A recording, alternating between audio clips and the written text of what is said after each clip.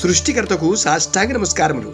నిరంతర జీవన ప్రయాణంలో గురూజీ, నేను నిత్యం కూడా ధ్యానం చేయుటకు ఎంతో ప్రయత్నం చేస్తాను, కానీ ధ్యానం కుదరట్లేదు. నాకు సరియగు గురువు దొరుకుతారా? తప్పకుండా దొరుకుతారు.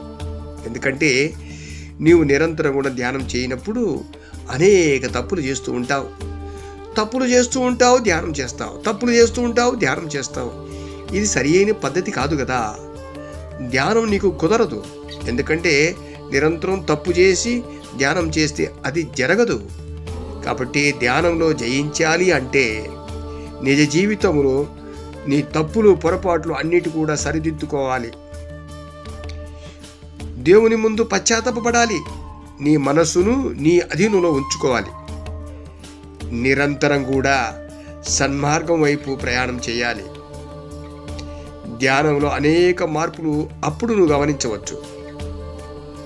నువ్వు గురువు గురించి పరిగెత్తక్కర్లేదు, నువ్వు వెతకక్కర్లేదు. గురువే నిన్ను వెతుక్కుని నీ వద్దకు రాగలడు.